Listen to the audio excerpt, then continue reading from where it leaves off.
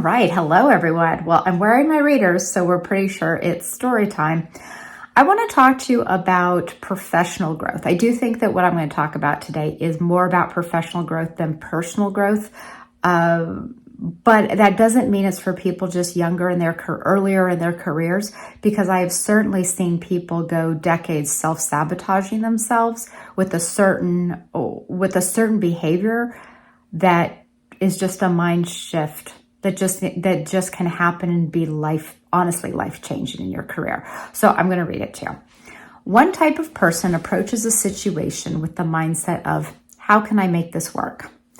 Another type seems to approach each circumstance with the mindset of, what are all the reasons this won't work? Both people, this is the important part, both people will be forced to deal with reality. Taking a break from reading here for a second. No matter what your thoughts are going into any situation, you're going to be confronted by reality. It could be a reality you've worried about. It could be a reality you've never thought about. Reality is going to happen. Something's going to happen. We're going to try to get you to a place where you can live with that. Okay. So both people will be forced to deal with reality, but the first person, the one who said, how can I make this work, will only have to solve problems that actually occur. While the second person will often avoid taking action entirely because of the potential problems they have dreamt up before starting. I'm going to take a segue before the last couple sentences, which is, I think we can liken this to anxiety. So when I was studying about anxiety disorders in school, and I'm sure you've all heard this as well, a person with anxiety is fearing the future, right? They're fearing what could potentially happen. And because of that, they're actually fighting problems. By the way, I've been super guilty of this before by a lot. And they're fighting problems that have not yet occurred. I can speak for myself here and say, basically nothing I ever feared ever actually happened. Okay? So that was a huge waste of time and energy. On the other hand, lots of stuff happened, good and bad, that I never dreamt of. So I think our abilities, and research will show this as well, is our abilities at foretelling the future are very, very slim. And it doesn't really help to fight it, to fight against it, to find all the problems. You might as well, if you just have to go into reality from any direction, go in from a place of openness, go in from a place of potential. Like, it could all turn out great. It might not, but I'm neutral to it. I think if you go into something neutral, that would even be a plus. Okay, so it ends, there will always be reasons not to do something. Be a problem solver, not a problem adder.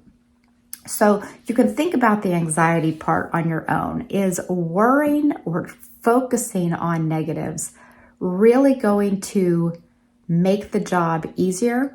Is it going to make it better? Is it going to improve your life or your company's life?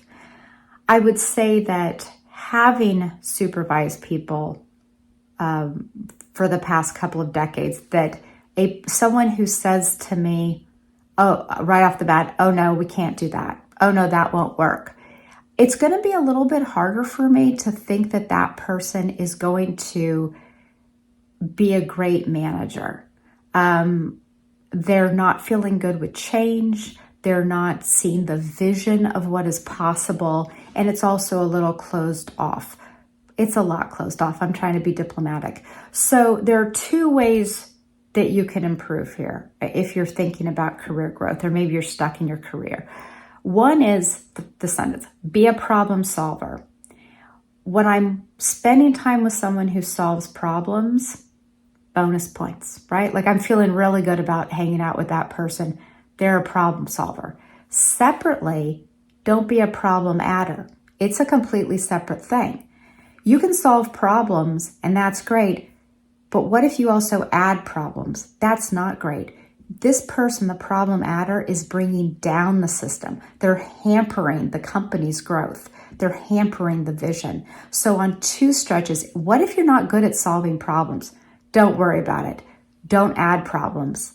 Ask, how can I make this work? That's what people really want from you, is how can I make this work? Going to a party, I don't want to talk to anyone, they won't like me. How about, how can I have a good time? How can I make this work? I said I said this was professional conversation, but I can make anything personal also. You can go into anything. If you watch the Jim Carrey movie, Yes Man, is that what it was called? He says yes to everything. That's a terrifying thought. But how can I make it work? How can I say yes to this? Think about it. Please ask me questions in the comments too. Happy to talk about it. Bye.